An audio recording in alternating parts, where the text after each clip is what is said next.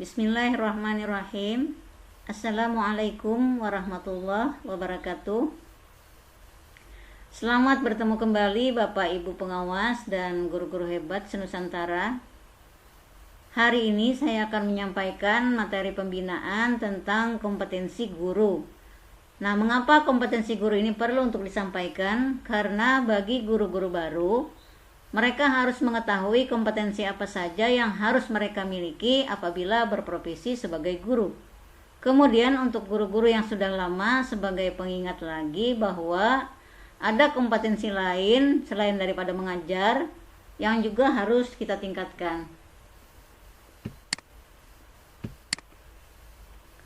Nah, kita ulang lagi apa itu pengertian kompetensi guru. Kompetensi guru adalah kewenangan dan kecakapan atau kemampuan guru dalam melaksanakan tugas atau pekerjaan sesuai dengan jabatan yang disandangnya. Nah, kemudian pengertian lain, kompetensi guru adalah hasil dari penggabungan dari kemampuan-kemampuan yang banyak jenisnya, dapat berupa seperangkat pengetahuan, keterampilan, dan perilaku yang harus dimiliki, dihayati, dan dikuasai oleh guru dalam menjalankan tugas keprofesionalannya. Tugas dan pekerjaan yang dimaksud di sini adalah tugas guru atau profesi guru. Dasar hukum. Rumusan kompetensi guru yang dikembangkan di Indonesia itu sudah tertuang dalam Undang-Undang Nomor 14 Tahun 2005 tentang guru dan dosen pasal 10 ayat 1, di mana disebutkan bahwa kompetensi guru itu meliputi kompetensi pedagogik, kompetensi kepribadian, kompetensi sosial, dan kompetensi profesional yang diperoleh melalui pendidikan profesi. Penjelasan kompetensi guru selanjutnya itu dituangkan dalam Peraturan Menteri Pendidikan Nasional Nomor 16 Tahun 2007 tentang kualifikasi akademik dan kompetensi guru yang berbunyi bahwa setiap guru wajib memenuhi kualifikasi akademik dan kompetensi guru yang berlaku secara nasional. Kompetensi guru yang pertama adalah kompetensi pedagogik. Kompetensi pedagogik merupakan kemampuan guru yang berkenaan dengan pemahaman terhadap peserta didik, pengelolaan pembelajaran dari merencanakan, melaksanakan, sampai mengevaluasi. Penjelasannya yang pertama, menguasai karakteristik peserta didik dari aspek fisik, moral, sosial, kultural, emosional, dan intelektual. Kedua, menguasai teori belajar dan prinsip-prinsip pembelajaran yang mendidik. Yang ketiga, mengembangkan kurikulum yang terkait dengan mata pelajaran atau bidang studi yang dia ampu. Yang keempat, kemampuan menyelenggarakan pembelajaran yang mendidik. Kelima, memanfaatkan teknologi informasi dan komunikasi untuk kepentingan pembelajaran. Yang keenam, memfasilitasi pengembangan potensi peserta didik untuk mengaktualisasikan berbagai potensi yang dimiliki. 7.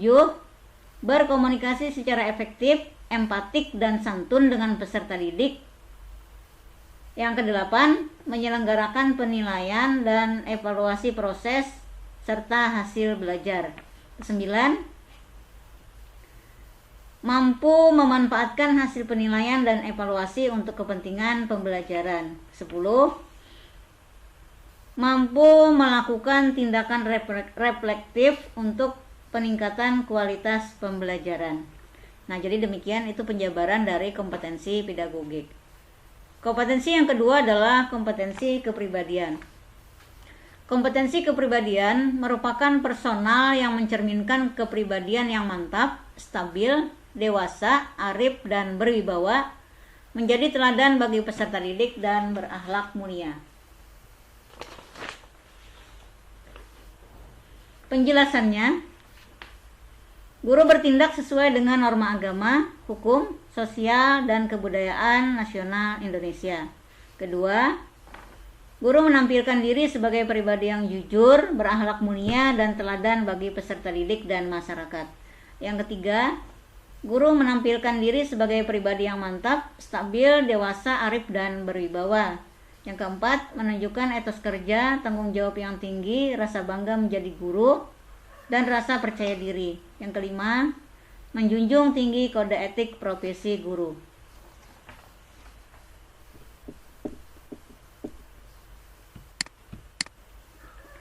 Kompetensi yang ketiga adalah kompetensi sosial. Kompetensi sosial berkenaan dengan kemampuan pendidik sebagai bagian dari masyarakat untuk berkomunikasi dan bergaul secara efektif dengan peserta didik, sesama pendidik, tenaga kependidikan, orang tua siswa, dan masyarakat sekitar. Penjelasannya, pertama, guru bersikap inklusif, bertindak objektif, serta tidak diskriminatif karena pertimbangan jenis kelamin, agama, ras, kondisi fisik, latar belakang keluarga, dan status sosial ekonomi. Yang kedua, berkomunikasi secara efektif, empatik, dan santun dengan sesama pendidik, tenaga kependidikan, orang tua, dan masyarakat. Yang ketiga, guru beradaptasi di tempat tugas di seluruh wilayah Republik Indonesia yang memiliki keragaman sosial budaya. Yang keempat, berkomunikasi dengan komunitas profesi sendiri dan profesi lain secara lisan dan tulisan. Nah, demikian penjabaran atau penjelasan dari kompetensi sosial. Kompetensi yang terakhir adalah kompetensi profesional. Nah, kompetensi profesional itu merupakan kemampuan yang berkenaan dengan penguasaan materi pembelajaran secara luas dan mendalam, yang mencakup penguasaan substansi isi materi pembelajaran dan substansi keilmuan yang menaungi materi dalam kurikulum, serta menambah wawasan keilmuan. Nah, penjelasannya yang pertama, guru menguasai materi, struktur, konsep, dan pola pikir keilmuan yang mendukung mata pelajaran yang diampu sesuai jenjang pendidikan. Yang kedua, menguasai standar kompetensi dan kompetensi dasar mata pelajaran atau bidang pengembangan yang diampunya. Yang ketiga, mengembangkan materi pembelajaran yang diampu secara kreatif. Yang keempat, mengembangkan keprofesionalan secara berkelanjutan dengan melakukan tindakan reflektif. Kemudian yang terakhir, guru memanfaatkan teknologi informasi dan komunikasi untuk berkomunikasi dan mengembangkan diri. Nah, jadi demikian kompetensi-kompetensi yang harus dimiliki oleh seorang guru. Jadi kita dituntut untuk selalu melakukan pengembangan-pengembangan sehingga nanti pembelajarannya akan menghasilkan sesuatu yang maksimal. Jadi demikian kira-kira materi yang bisa saya sampaikan. Salah hilap saya mohon maaf.